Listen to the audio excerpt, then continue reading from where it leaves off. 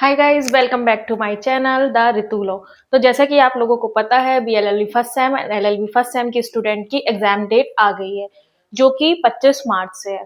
तो जैसे ही exam date आई है, उसके बाद मेरे पास काफ़ी स्टूडेंट्स के मैसेज आए हैं कि मैम कैसे हम एग्जाम्स को अब प्रिपेयर करें, लास्ट मोमेंट चल रहा है, कौन कौन से इंपॉर्टेंट टॉपिक्स हम कवर कर लें।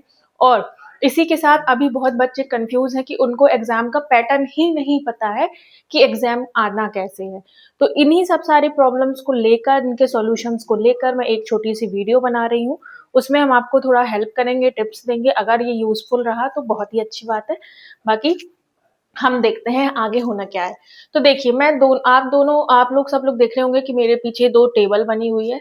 ये बीएलएलबी फर्स्ट सेम है, एलएलबी फर्स्ट सेम। तो ये है क्या? एक्चुअली एग्जाम पैटर्न है कि आपके एग्जाम में पैटर्न कैसे आता है। तो हम पहले अगर बीएलएलबी फर्स्ट सेम को लेकर चलते हैं, तो बीएलएलबी फर्स्ट सेम की स्टूडेंट आप सबसे पहले अपने सनॉप्स अपने सिलेबस को उठा लीजिए, सिलेबस को प्रिंट करा लीजिए। LLB first sem and BLLB first same दोनों स्टूडेंट्स अपने अपने सिलेबस का एक हार्ड कॉपी या प्रिंट आउट निकलवा लीजिए, ठीक है। अब जैसे कि हम पहले बीएलएलबी फर्स्ट सेम के स्टूडेंट्स को डील करते हैं। तो देखिए, आपकी सिलेबस में, मैं इंडियन कॉन्ट्रैक्ट एक्ट के बारे में बात कर रही हूँ। आपके सिलेबस में 5 यूनिट है। तो इन 5 यूनिट के अकॉर्डिंग जब आप एक यूनिट उठाते हैं, तो एक यूनिट से आपके 2 क्वेश्चन आते हैं। तो टोटल आपके एग्जाम में हर यूनिट से 2-2 क्वेश्चंस आएंगे। टोटल आपके 10 क्वेश्चंस आएंगे बीएलएलबी फर्स्ट सेम।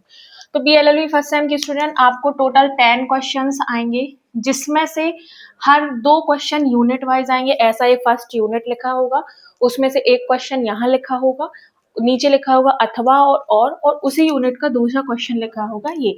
तो इन दोनों क्वेश्चन में आपको एक क्वेश्चन करना है, ठीक है। ऐसे ही आपके सारे यूनिट वाइज होंगे। यूनिट 2 से भी आपको 2 क्वेश्चन आएंगे और बीच में अथवा होगा, उनमें से एक करना है। तो टोटल आपको 5 क्वेश्चन करना है, जिसमें से ईच क्वेश्चन 16 मार्क्स का रहता है, 16 नंबर का रहता है। इस तरीके से आपके पांचों क्वेश्चन 16-16 मार्क्स के रहते हैं, ठीक है। 3 घंटे आपको समय मिलता है। ओके, तो इस तरीके से आपका एग्जाम पैटर्न रहेगा। अब कुछ बच्चों को, स्टूडेंट्स का कहना है कि मैम ये जो यूनिट है, यूनिट में किस टाइप के क्वेश्चंस आएंगे, क्या ऐसे ही क्वेश्चन आएंगे? तो भाई, सब लोग अपना सिलेबस उठा लो। मान लीजिए हमने इंडियन कॉन्ट्रैक्ट एक्ट का सिलेबस उठाया है, बीएलएलबी फर्स्ट सेम का। उनके यूनिट 1 में लिखा है फॉर्मेशन ऑफ कॉन्ट्रैक्ट, और फॉर्मेशन ऑफ कॉन्ट्रैक्ट के बाद इनको 5 से 7 आपको एक टॉपिक्स मिले हुए हैं, ठीक है। जिसमें से है history and object, history and nature of contractual application, meaning, nature of, kind of contract, proposal, acceptance, consideration, capacity to enter into a contract, ठीक है। तो ये 4-5 जो आपको यूनिट 1 में टॉपिक्स मिले हैं, वही इनमें यूनिट 1 में से ही 2 टॉपिक यहाँ उठा के लिख दिए जाएंगे, ठीक है। ऐसा नहीं होगा कि यूनिट 4 का क्वेश्चन यूनिट 1 में लिख दिया जाए। तो जैसे ही आपके यूनिट्स में टॉपिक्स डिवाइडेड है, ऐसे ही आपको यूनिट में क्वेश्चंस मिलेंगे, ठीक है। हम आगे चल के डील करेंगे कि आपको स्मार्ट स्टडीज कैसे करना है। ये तो हुआ बीएलएलबी फर्स्ट सेम का। अब आ जाते हैं हम एलएलबी फर्स्ट सेम स्टूडेंट के बारे में। तो देखिए, एलएलबी फर्स्ट सेम वाले स्टूडेंट में थोड़ा सा रिलैक्सेशन ऐसा होता है, वो भी अपना सिलेबस उठा ले। सिलेबस उठाने के बाद आपको दिखेगा एलएलबी फर्स्ट सेम में सेक्शन ए और सेक्शन बी रहता है, ठीक है। सेक्शन ए और सेक्शन बी होता है। तो देखिए, सेक्शन ए और सेक्शन बी दोनों को मिला के आपको 10 क्वेश्चन आएंगे। इनका भी सेम रहता है कि 10 क्वेश्चन आते हैं, ईच क्वेश्चन 16 मार्क्स का होता है, ठीक है। जिसमें से आपको 5 ही क्वेश्चन अटेम्प्ट करने हैं।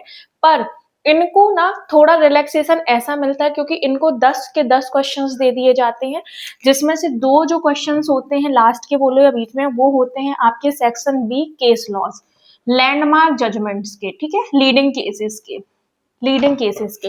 इन लीडिंग केसेस में एक कंपलसरी होता है कि एलएलबी स्टूडेंट को एक केस आपको करना ही करना पड़ेगा। पर 4 जो क्वेश्चंस होंगे वो आप कोई सा भी कर सकते हो। यहाँ क्या होता है, बीएलएलबी फर्स्ट सेम वाले स्टूडेंट जो होते हैं, या बीएलएलबी स्टूडेंट के एग्जाम जो पैटर्न होता है, उसमें स्टूडेंट बाउंड हो जाते हैं यूनिट के अकॉर्डिंग ही अटेम्प्ट करने के लिए। पर एलएलबी वाले जो स्टूडेंट्स होते हैं, उनको थोड़ा स्कोप बड़ा मिलता है। क्यों? क्योंकि 8 तक के जितने भी क्वेश्चंस हैं, उनमें से चाहे वो आगे के ऊपर कर ले, नीचे के ऊपर 4 कर ले, उनके ऊपर डिसाइड रहता है। चाहे तो दोनों केस लॉस कर ले, पर एक केस लॉस करना, एक केस जो होता है वो तो करना कंपलसरी है, ठीक है। तो ये तो हो गया आपका एग्जाम पैटर्न। अब आता है कि मैम 7 से 8 कुछ ही दिन बचे हुए हैं, अब हम इस ड्यूरेशन में क्या करें। तो देखिए मैं आपको एक चीज बता दूं, लॉ 10 से 11 दिन पढ़ने वाली चीज नहीं होती है। आज जो मेरी स्टूडेंट जिन्होंने मेरे से कोचिंग पढ़ी है वो इतने रिलैक्स है, चिल हैं, वो सिर्फ अपना रिवीजन कर रहे हैं। मैंने कॉन्स्टिट्यूशन एंड कॉन्ट्रैक्ट दोनों पढ़ाया है, पर इसका मतलब ये नहीं है कि आप लोग नहीं कर सकते। अगर आपने सच में थोड़ा सा कभी भी सीरियसली पढ़ा है, क्योंकि 6 मंथ का ड्यूरेशन मिलता है एग्जाम्स को, एग्जाम आने के पहले 6 मंथ का आपका ड्यूरेशन मिलता है, और अगर आपने थोड़ा पढ़ा है तो आपको इस टाइम बस स्मार्ट स्टडी करना है। अब स्मार्ट स्टडी क्या होता है तो समझिए, जैसे कि सिलेबस है, सिलेबस में आपको बहुत सारे टॉपिक्स दिए जाते हैं, पर आपको होल टॉपिक क्लियर करना, होल टॉपिक आपको सारे टॉपिक्स को कवर करना जरूरी नहीं होता है। अगर मैं बीएलएलबी स्टूडेंट के अप्रोच से बताऊं, तो अगर मान लीजिए आपने यूनिट फर्स्ट देखी, ठीक है, यूनिट 1 देखी, तो अब स्मार्ट स्टडीज क्या होगा। स्मार्ट स्टडीज होगा कि देखिए इसमें 1 2 3 4 5 6 7 टॉपिक दिए हुए हैं। अब 7 में से कोई भी 2 क्वेश्चंस आ सकते हैं, तो आप क्या करिए, या तो ऊपर से 5 क्वेश्चंस कर लीजिए, 5 टॉपिक्स कवर कर लीजिए, करने तो पड़ेंगे क्योंकि आपके सिलेबस ज्यादा है तो आपको टॉपिक्स भी थोड़ा ज्यादा कवर करने पड़ेंगे, पर पूरे नहीं करने पड़ेंगे। मान लीजिए यूनिट 1 में टोटल 7 टॉपिक हैं, तो आप हो सकता है ऊपर से 5 टॉपिक कवर कर लीजिए, नीचे के 2 छोड़ दीजिए, इनमें से कोई ना कोई एक तो 2 या एक क्वेश्चन बन जाएगा, या तो नीचे से 5 कर लीजिए या 4 कर लीजिए, जिसमें से एक क्वेश्चन नीचे का फंस जाएगा। तो अगर आपके पास टाइम कम है तो आपको वो थोड़ा ऐसा देखना पड़ेगा कि मैं कौन से टॉपिक में मैं ज्यादा अच्छे से कवर कर सकते हैं, हम ज्यादा अच्छे से लिख सकते हैं, वो टॉपिक आप कवर कर सकते हैं और आधे टॉपिक आप छोड़ सकते हैं। इस तरीके से आपकी यूनिट 1 कवर हो जाएगी। इसी तरीके से आपका यूनिट 2 है, यूनिट 2 के लिए रहेगा। यूनिट 2 में भी आपको यही करना है, जैसे आप देखेंगे मीनिंग आपको फ्री कंसेंट वगैरह की, coercion, unlawful consideration, void agreement, effect of void, different between void and voidable. तो देखिए सिलेबस आपको बहुत सारा दिया है, तो स्मार्ट स्टडीज यही होगा कि 3 से 4 टॉपिक आप यहाँ भी कवर करिए, जिसमें से आपके कम से कम एक क्वेश्चन तो आपका उस टॉपिक के लिए आ ही जाए, ठीक है। तो इस तरीके से आप ऐसे क्वेश्चन कर सकते हैं। अगर हम एलएलबी स्टूडेंट की बात करें, तो एलएलबी स्टूडेंट आप अपना सिलेबस उठाएंगे, इसमें Indian Contract Act, Sales of Goods Act, leading cases, इस तरीके से आपको सब कुछ दिया गया है, ठीक है। तो देखिए आपको क्या करना है, एलएलबी वालों के लिए थोड़ा सा ये बेनिफिट इसलिए हो जाता है कि उनको खूब टॉपिक ज्यादा दिए जाते हैं, पर उनके ऊपर डिसीजन रहता है कि आप कितना लिख सकते हैं, कौन कौन से टॉपिक आप कवर कर सकते हैं। लीडिंग केस आपको करना ही पड़ेगा एक कंपलसरी। तो अगर हम इंडियन कॉन्ट्रैक्ट एक्ट में देखें, तो अगर कोई भी एलएलबी स्टूडेंट पूरे के पूरे इंडियन कॉन्ट्रैक्ट एक्ट के सारे टॉपिक 1 से लेके मान लीजिए 10 तक भी कवर कर लेते हैं, 1 से लेके 10 तक भी कवर कर लेते हैं, और सेल्स ऑफ गुड्स एक्ट के 2 या 3 क्वेश्चन भी कवर कर लेते हैं, ठीक है, 2 या 3 क्वेश्चन या टॉपिक भी कवर कर लेते हैं, तो आराम से उनके पास 1 से लेके 8 तक के क्वेश्चन में उनको बहुत ज्यादा प्रॉफिट वाली चीज होगी कि उनको 4 क्वेश्चन एनी हाउ आराम से बन जाएंगे। क्यों? क्योंकि उन्होंने सिलेबस बहुत अच्छे से कवर किया है। और 3-4 जैसे आप सेल्स ऑफ गुड्स पूरा आधा छोड़ सकते हो, उसके 2 या 3 टॉपिक कंप्लीट करके कॉन्ट्रैक्ट एक्ट करना होगा, क्योंकि आपका कॉन्ट्रैक्ट एक्ट ज्यादा है, आपको करना ही पड़ेगा। सिलेबस जब ज्यादा रहता है तो टॉपिक्स भी ज्यादा क्लियर किए जाते हैं। और लीडिंग केसेस 1 से लेके 5 तक, जितने भी आपके ये 1 से लेके 5 तक के सिलेबस में लीडिंग केसेस है, आपको करना ही पड़ेगा। कौन आ जाएगा ये नहीं हम बोल सकते, पर इनमें से आ जाएगा, ये चांसेस हाई हो जाते हैं, ठीक है। तो ये तो हो गई कि हमको स्मार्ट स्टडीज करना कैसे है। तो हमने सिलेबस में टॉपिक्स को कैप्चर किया कि ऐसे ऐसे हम सिलेबस में टॉपिक को कवर करेंगे। अब आता है कि लास्ट मोमेंट में कि हम क्या करें, मैं नहीं पढ़ा है, अच्छे से नहीं पढ़ा, थोड़ा तो पढ़ा है। तो देखिए 8 से 10 पेजेस लीजिए, मैंने प्रीवियस भी अपनी एक वीडियो बनाई है कि आप रिवीजन कैसे करें। ऐसा सनॉप्सिस के लिए मैंने बोला है, सनॉप्सिस लास्ट टाइम पे बहुत ज्यादा आपको काम आता है। तो आप 8 से 10 पेजेस लीजिए और यूनिट वाइज क्वेश्चंस लिखिए, ठीक है, और कवर उस क्वेश्चन को लिखिए और उसके सारे सनॉप्सिस बनाइए। पर सनॉप्सिस तो उन लोगों के लिए बेनिफिट रहता है जिन्होंने अंदर थोड़ा कंटेंट पढ़ा है, तो वो हेडिंग से याद करते हैं। अब आपने अगर सनॉप्सिस पढ़ लिया है, लिख लिया है, तो सनॉप्सिस के अंदर की भी थोड़ी सी एक फास्ट रीडिंग आपको करनी ही पड़ेगी जिससे आप थोड़ा लिख पाए। तो इस तरीके से आपको एक पूरा बंच बनाना है कॉपी का, मतलब 7 से 10 पेजेस आपको रखना है, उसमें आपको हर यूनिट के 5 से 6 टॉपिक्स के क्वेश्चन लिखने हैं और उसके सिर्फ सिनॉप्सिस बनाना है। इस टाइम पे देखिए कुछ आप नया पढ़ नहीं सकते हैं, आपको पढ़ना भी नहीं चाहिए। अगर स्टूडेंट के पास बुक है और 20-20 क्वेश्चन या समथिंग गाइड है, तो मैं प्रेफर करूंगी कि गाइड से पढ़िए, क्योंकि बुक्स ही आपको 6 मंथ्स के लिए दी जाती है कि आप अच्छे से धीरे धीरे पढ़ पाए। पर अगर आप एग्जाम के 10 दिन पहला पढ़ना चाहते हो तो भाई आप 20-20 क्वेश्चन उठाइए, क्योंकि 20-20 क्वेश्चन ही एक वो चीज होती है जो उन लोगों के लिए होती है जो पूरे टाइम से सोए हुए हैं और एग्जाम डेट आने के बाद ही जाग रहे हैं। तो भाई अभी भी वक्त है, आप इंपॉर्टेंट टॉपिक उठाइए, उनके सिनॉप्सिस बनाइए और उनको एक बार रिवाइज करिए। ठीक है, स्मार्ट स्टडीज मैंने बता दी है कि आपको आधे टॉपिक हटाना है।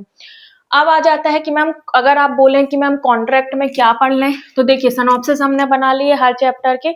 अगर अब मैं चैप्टर वाइज बता दूं तो देखिए सबसे पहले तो आप ये जो हमारे कॉन्ट्रैक्ट एक्ट की डेफिनेशंस होती हैं उनको बहुत अच्छे से पढ़ लीजिएगा, क्योंकि डेफिनेशंस आती ही हैं और उसके मतलब क्वेश्चन आ जाता है जिसमें डेफिनेशन तो पूछ ही लिया जाता है, लिखा भी जाता है। तो आप अगर किसी चीज का मान लीजिए कि हम प्रपोजल ही देख रहे हैं, तो देखिए प्रपोजल हो गया, एक्सेप्टेंस हो गई, कंसिडरेशन हो गया। ठीक है, ये ऐसे टॉपिक है कि आप छोड़ नहीं सकते हैं। वॉइड एग्रीमेंट्स हो गए, ठीक, इन सब की डेफिनेशंस देख लीजिए। एग्रीमेंट हो गया और जिसको इसको बोलते हैं प्रस्ताव, स्वीकृति, प्रतिफल, शून्य, करार, करार, संविदा, कॉन्ट्रैक्ट, इन सब की डेफिनेशन बहुत अच्छे से देखिए। ठीक है, सेकेंड थिंग, इन सब के आवश्यक तत्व पढ़ लीजिए, आवश्यक तत्व, एसेंशियल एलिमेंट्स पढ़ लीजिए। ठीक है, सबके आवश्यक तत्व वगैरह देख लीजिए, इनमें से किसी के प्रकार हो, टाइप्स हो, वो पढ़ लीजिए। ठीक है, अगर मान लीजिए ये तो मैंने बहुत बेसिक बताया है कि किसी ने कुछ भी नहीं पढ़ा है और अब उसको पढ़ना है, तो इतना तो आप पढ़ ही लीजिए। अगर इतना भी आपको आ रहा है तो एग्जाम में आपके हिसाब के टॉपिक फंसने की बहुत हाई चांसेस हैं और आप अच्छे से लिख भी सकते हैं। ठीक है, ये तो आपको लिखना ही लिखना है। मैंने अपने चैनल में बनाया हुआ है कि कैसे आपको आंसर राइटिंग करनी है। अगर आपको दिक्कत है तो आप मुझे कमेंट बॉक्स में कमेंट करिएगा, मैं फिर से आप लोगों को वो रीपोस्ट कर दूंगी कि आंसर्स कैसे लिखने हैं। ठीक है, और सिनॉप्सिस हर टॉपिक के बना के आपको एग्जाम के 2 दिन पहले याद करना है, जिससे आपको हेडिंग याद रहेगी तो आप अंदर लिख पाएंगे। अगर आप कवर कर पा रहे हैं तो थोड़ी केस लॉज भी लिख देख लीजिएगा। ठीक है, केस लॉज भी आप देख सकते हैं इस तरीके से।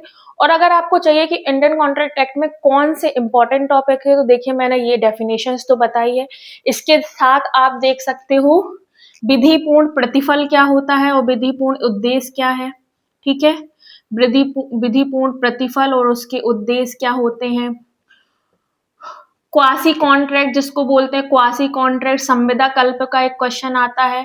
ठीक है, ये आने के चांसेस है। संविदा कल्प वगैरह मैंने प्रीवियस मैंने क्वेश्चन बनाया, वीडियो बनाया भी है जिसमें इंपॉर्टेंट क्वेश्चन मैंने दिए हैं। ठीक है, क्वासी कॉन्ट्रैक्ट संविदा कल्प भी हो सकता है। इसके बाद फ्री कंसेंट कौन सी होती है, स्वतंत्र सहमति। ठीक, स्वतंत्र सहमति वाला कौन सा आप पढ़ लीजिएगा। बिना प्रतिफल के, क्या बिना प्रतिफल के संविदा बन सकती है, इसको भी कवर कर लीजिए। बिना प्रतिफल के संविदा बन सकती है क्या, इसको भी कवर कर लीजिएगा। ये ऐसे टॉपिक हैं जिनको फंसने के चांसेस हैं। संविदा के आवश्यक तत्व क्या होते हैं। ठीक है, देखिए आवश्यक तत्व आपको प्रपोजल का भी पढ़ना है, एक्सेप्टेंस का भी पढ़ना है, कंसीडरेशन का भी पढ़ना है। इन तीनों के तो आप आवश्यक तत्व नहीं छोड़ सकते, इसके प्रकार नहीं छोड़ सकते, प्रपोजल के, एक्सेप्टेंस को अच्छे से पढ़ना है। तो ये इन तीनों में कोई है कि एक आ सकता है। ठीक है, चांसेस है क्योंकि रिपीटेड क्वेश्चंस आते हैं। संविदा के आवश्यक तत्व पढ़ो आप। एक इंपॉर्टेंट क्वेश्चन है, अगर इतना हो जाए आपका कि नैराश्य का सिद्धांत, doctrine of frustration, doctrine of frustration. Last time पे अगर जिसने कुछ नहीं पढ़ा है तो भाई बुक मत उठाना, बुक्स को कंसीडर नहीं करना, बहुत कंफ्यूज हो जाएंगे। 20-20 क्वेश्चंस आती है, उसको उठा लीजिए, उसको पढ़ लीजिए, उसमें से जो टॉपिक वाइज पढ़िएगा प्लीज। जो भी क्वेश्चन आप पढ़ रहे हो आप अपने यूनिट वाइज पढ़िएगा। ऐसा नहीं कि आपने 5-10 क्वेश्चन आपने जो कवर किए हैं वो फर्स्ट और सेकेंड यूनिट से कवर कर लिए और थर्ड फोर्थ फिफ्थ यूनिट आपने छोड़ ही दी, आप सीधे आउट हो जाओगे क्योंकि आपको क्वेश्चन ही नहीं आएंगे। तो अगर आप 2-2 3-3 क्वेश्चन भी कर रहे हैं तो भाई यूनिट के हिसाब से आप लोग क्वेश्चन करिएगा। और एलएलबी वाले तो आप देख लेना, आपके में तो पूरे सेक्शंस लिखे हुए, उस हिसाब से आप 20-20 क्वेश्चन में वो टॉपिक्स निकालिएगा, ठीक है। अगर आप एलएलबी वाले को मैं बता चुकी हूँ, पहले आप पूरा कवर कर लेंगे, नीचे के स्किप कर देंगे तो भी फंसने के अच्छे चांसेस हैं, ठीक है। तो इस तरीके से आप कवर करिएगा। तो ये तो हो गया कॉन्ट्रैक्ट एक्ट का। तो कॉन्ट्रैक्ट एक्ट में अगर ऐसे बताना है तो फिर मैं ओरली बता देती हूँ। यूनिट 1 में बीएलएलबी स्टूडेंट, यूनिट 1 में आप थर्ड टॉपिक देख सकते हैं, मीनिंग थर्ड से लेके आप पूरे लास्ट तक कवर कर लीजिएगा यूनिट 1 का, ठीक है। Meaning, nature and kinds of contract, proposal का ऑफर प्रपोजल पूरा कवर करना है, एक्सेप्टेंस पूरा कवर करना है, कंसिडरेशन पूरा कवर करना है। इसमें चांसेस है कि आपका एक क्वेश्चन बन जाएगा। अगर हम सेकेंड यूनिट की बात करते हैं, BLLB first same second unit, तो इसमें आप कर सकते हो ऊपर से कॉर्जियन, ठीक है, अनड्यू इन्फ्लुएंस, इनको जिसको हम बोलते हैं असम्यक असर और प्रपीड़न, मिथ्यादोपदेशन, कपट, इनको कर लीजिए। अनलॉफुल कंसिडरेशन ऑब्जेक्ट को बहुत अच्छे से कर लीजिएगा, हो सकता है अच्छे से आ जाए और आप लिख भी ले। बॉयड एग्रीमेंट जो कि सेक्शन 24 से 30 तक होते हैं, उसमें सब होते हैं कि बॉयड एग्रीमेंट्स क्या होते हैं, इसको कवर कर लीजिए। और इफेक्ट ऑफ बॉयड एंड बॉयडेबल, ये आप कवर कर लेंगे तो आपके इसमें से क्वेश्चन फंस जाएगा। ऊपर के भी 3 भी आप बहुत अच्छे से कर लेंगे तो आपका एक क्वेश्चन फंस सकता है, ठीक है। अगर यूनिट 3 में आ जाए, discharge and performance of contract, अगर आप यूनिट 3 की बात करें बीएलएलबी फर्स्ट सेम, तो इसके लिए मैं बोलूंगी कि देखिए आप पढ़ लीजिए डिस्चार्ज ऑफ कॉन्ट्रैक्ट, ठीक है, परफॉर्मेंस ऑफ कॉन्ट्रैक्ट, इसी के अंदर ये टाइम एंड प्लेस भी आ जाता है, ठीक है। और परफॉर्मेंस ऑफ रेसिप्रोकल नहीं, impossibility of performance and frustration, देखिए लिखा हुआ है डॉक्ट्राइन ऑफ फ्रस्ट्रेशन, ये इंपॉर्टेंट रहता है, आ जाता है। अगर आप इनमें से कर लेंगे तो एक क्वेश्चन इसमें भी आप लिख सकते हैं, ठीक है। फोर्थ यूनिट में अगर आ जाए तो फोर्थ यूनिट में आप क्वासी कॉन्ट्रैक्ट बहुत अच्छे से कर लीजिए, रेमेडी कर लीजिए, डैमेजेस काइंड, ठीक है, injunction, specific performance, quantum merit, ये कर सकते हैं आप। ई कॉन्ट्रैक्ट, नेचर एंड स्कोप, ये वगैरह कर सकते हैं, तो एक आप इसमें लिख सकते हो। और फिफ्थ यूनिट में अगर आप देखे जाए तो नीचे से मैं बोलूंगी कि इंजंक्शन कर लीजिए, डिक्लेरेटरी डिक्री कर लीजिए, रेटिफिकेशन, रेसेंशन एंड कैंसिलेशन कर सकते हैं। और पर्सन फॉर और अगेंस्ट होम कॉन्ट्रैक्ट में भी मे बी स्पेसिफिकली इनफोर्स, नीचे से आप 4 टॉपिक कर लीजिए तो शायद आपका एक क्वेश्चन फंस सकता है, ठीक है। ये हम सिर्फ स्मार्ट स्टडी की बात कर रहे हैं। वैसे अगर आपने पूरे साल कुछ नहीं पढ़ा है तो 11 दिन में हम प्रोसेस ही नहीं कर पाएंगे, पर कुछ तो लिख ही लेंगे, ठीक है। अगर एलएलबी फर्स्ट टाइम के स्टूडेंट की बात करें तो इंडियन कॉन्ट्रैक्ट एक्ट में आप फर्स्ट टॉपिक से लेके 9th टॉपिक तक इन कॉन्ट्रैक्ट एक्ट के टॉपिक्स को कंप्लीट करिए, जिसमें से फर्स्ट पॉइंट से लेके 9 पॉइंट तक पूरा कवर करना पड़े, क्योंकि आपका सिलेबस ज्यादा है तो टॉपिक्स भी आपको ज्यादा कवर करने पड़ेंगे। इसमें से हो सकता है आपके 3 क्वेश्चन या 2 क्वेश्चन अच्छे से फंस जाएं, क्योंकि लीडिंग केस में एक क्वेश्चन तो आना ही आना है। 1 से लेके 5 तक के भी आप लीडिंग केसेस पढ़ लेंगे ना तो चांसेस है, क्योंकि ये लैंडमार्क जजमेंट है हमारे इंडियन कॉन्ट्रैक्ट एक्ट की, ये तो आना ही चाहिए, ठीक है। तो उसमें से एक कर सकते हैं। अगर हम सेल्स ऑफ गुड्स एक्ट की बात करें तो देखिए यही है स्मार्ट स्टडी करना कि 1 से लेके 5 तक आप सेल्स ऑफ गुड्स एक्ट का एक टॉपिक कंप्लीट कर लीजिए, उसमें से एक क्वेश्चन आएगा। तो इस तरीके से आपके 5 टॉपिक्स बन सकते हैं, ठीक है। आप मतलब लिख सकते हैं, कुछ ना कुछ तो फंसेगा ना जब आप कवर कर रहे हैं, ठीक है। तो ये तो हो गया इंडियन कॉन्ट्रैक्ट एक्ट का। अगर आपको चाहिए कि कॉन्स्टिट्यूशन में भी आपको कुछ हेल्प चाहिए हो इंपॉर्टेंट क्वेश्चन को लेके, तो आप मुझे कमेंट बॉक्स में कमेंट करिएगा। और जो स्टूडेंट मेरे से जुड़े हैं पर्सनली, मेरे से व्हाट्सएप में जुड़े हुए हैं, उनको कोई प्रॉब्लम हो तो हमारा जो ग्रुप है उसमें आप मैसेज ड्रॉप कर सकते हैं या मेरे को पर्सनली मैसेज कर सकते हैं। तो इस तरीके से है। बाकी जो मेरे स्टूडेंट जिन्होंने मेरे से कोचिंग ली है वो अभी फुल रिवीजन मोड में चल रहे हैं। मैंने खुद उनसे पर्सन टू पर्सन बात की है, वो फुल रिलैक्स है, सिर्फ अपना रिवीजन टाइम चल रहा है, क्योंकि उनको मैंने फुल कवर कराया है सारा सिलेबस। तो ऐसा नहीं है कि आप नहीं कर सकते, आप कर सकते हैं। अगर आपको अपना बीएलएलबी सेकेंड सेम या एलएलबी सेकेंड सेम बेटर करना है तो उस टाइम भी मैं कोचिंग आपके एग्जाम के बाद मैं कोचिंग स्टार्ट करूंगी, तो आप मुझसे पर्सनली कांटेक्ट कर सकते हैं, तो आपके स्कोर थोड़ा गारंटेड बेटर हो सकते हैं सेमेस्टर्स के लिए।